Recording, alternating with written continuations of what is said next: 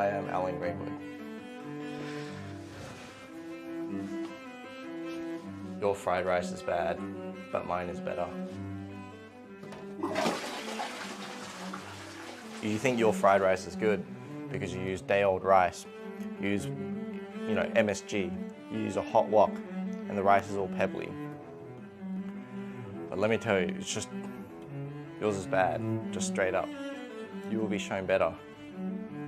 But perhaps I was too harsh.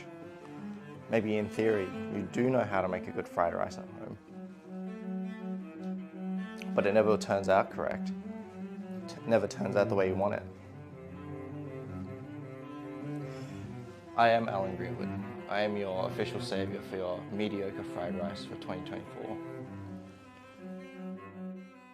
Okay, now that I've made you feel bad about how to make fried rice, I'm gonna next explain to you why fried rice from a restaurant is far better than what you can make at home. And then thereafter, I'm gonna show you how that is not technically true. I'm just here to prove that you can do it. I didn't say it'd be easy. I'll show you how to do this. Vegetarian and special. Now, what do restaurants really have that you don't? There's a wok burner that pumps a lot of gas like a little rocket engine. It's hot as shit. They have a well-seasoned wok. It's very good, nice and shiny, nothing sticks to it. And they have an underpaid old Chinese guy doing it for you. The fried rice result from the equipment at the Chinese restaurant, it kind of creates this smoky flavor, this charriness that you can only get from stir frying over a high heat, like a jet fire heat.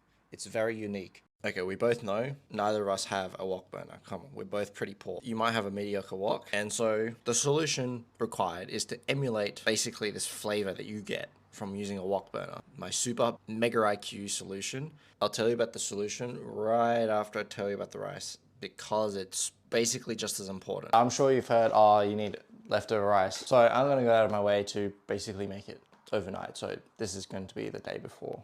Look, I'm gonna presume you have short grain rice. I don't think long grain rice would work with this. Yeah, about 2 cups. I reckon this will serve maybe 3 fairly big portions actually. Between 3 to 5 washes, I guess. Yeah, see what is about there. Tiger, I recommend. Ozo zero shit. Anything Japanese, generally good. Easy as that. Yeah, you got your steaming hot rice. The point of this tutorial is to explain to you, even though you follow all of these steps, like putting it in the fridge, why your fried rice still kind of sucks. Now, the reason I'm putting it like so, that we're gonna dry it out a little bit, so it becomes a bit more pebbly, a bit more crumbly. If it's on a plate, more surface area. For, the fridge to help it evaporate and cool it down. If it's fresh like this, go a whole 24 hours maybe. I'll see you tomorrow. The rice we cooked. Some of it's kind of dry. For the most part, it's quite pebbly. It's just a little bit sticky. The secret solution to emulate basically this flavor that you get from using a wok burner is to smoke your protein. In particular, the fat of a meat. The smokier that is, the better the result will be. Get yourself a protein of choice that you're gonna smoke. I reckon picanha, because quite frankly, it's cheap and it's very nice. The reason being, nice bit of fat. I reckon just a whole normal steak for one person. Let's just trim this all down. You know what, I'm gonna keep this fat. Just give that a nice scoring. Lets it absorb the seasonings a bit nicer. Season every side, including the fat. What I got here, garlic powder. Lightly season the fat side with it, and only the fat. Chili powder, just a little bit. Goes a very long way. Dab this with a tissue, dry it out again. The vegetarian option, a really good way, is to smoke some butter, or perhaps ghee. Just a little bit of salt. Exactly the same as picanha. I use smoke chunks and make sure the fire is really small, smaller than you think. Your vessel you smoke the meat in, you want it to be around 60 degrees, and it'll cook for about an hour and a half, maybe 2 hours. Ingredients wise, this is just more of a guide. I'm not gonna be a tight ass about it. An egg, perhaps an extra protein. You could be extra egg if you're vegetarian. An onion of sorts, or anything similar like garlic, spring onion, shallot. You get the idea, one of those things. You need some sort of fat. Nice little smoky piece of meat. Let's see how it is. Very nice, very nice. For the vegetarian one, all right, smoked butter smells smoky but looks weird. I recommend something a bit crispy like bean sprouts. Most vegetables become sort of soft. Bean sprouts, they kind of stay crispy no matter how long you cook them. It wouldn't be special fried rice without fish balls. Like, you just need fish cake. It doesn't really matter how you get it, but like, you gotta look at some prawns. Just cut them up into reasonable sizes. Now, white pepper is the next thing that I would also recommend. It brings it up. Bare minimum, just chicken powder, because it should have sort of basically what MSG has, and it's an alternative flavor. But the difference between what makes you a boy and me a man is good old MSG. All right, that's it for your dry seasonings. 2 wet seasonings you want. Look, sesame oil doesn't have to be black sesame, just whatever, and just good old soy sauce. I'm just gonna arbitrarily put this in. A lesser known tip is to pre-cook everything first and then put it all together. Reason being, your wok can't actually get, or your frying pan can't actually get hot enough to accommodate the number of ingredients and the temperature decrease. And so, this is what I did. I cooked the egg, make sure it was, not too overcooked, but in little bits I can mix up easier later. Put that aside. Next, after I cut up the beef, specifically my smoked picanha, cook that just so it's still, medium rare on the inside. You can see it's a little bit rarer. You can still eat it, but it was cold, so I wanted it to be a bit more crispy, render some of the fat. Remember, if it's a bit of a tougher meat, cut it smaller, so it's a bit more tender. I cut aside some fat for later, so next, the cut up prawns and the fish cake. I cooked it in the same fat that rendered from smoked picanha. It tastes good. You want to cook that up, give it a nice bit of color. Once it's all colored and charred, set it aside. Next, put the fat that you separated, put aside, put it into the pan.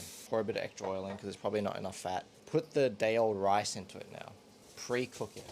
Once you've pre-cooked it, it's all separated, pebbly, all of that. Set it aside, just like you see.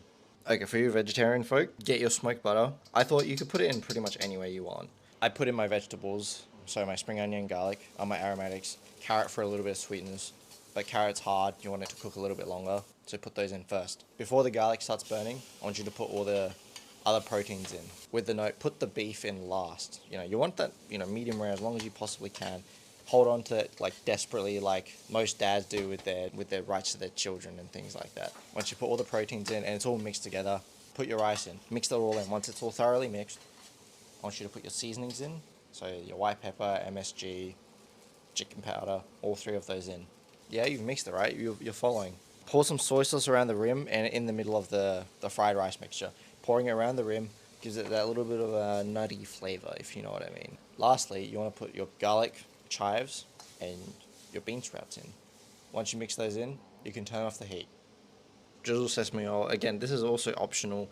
You can serve this shit. Put whatever you want on top of it.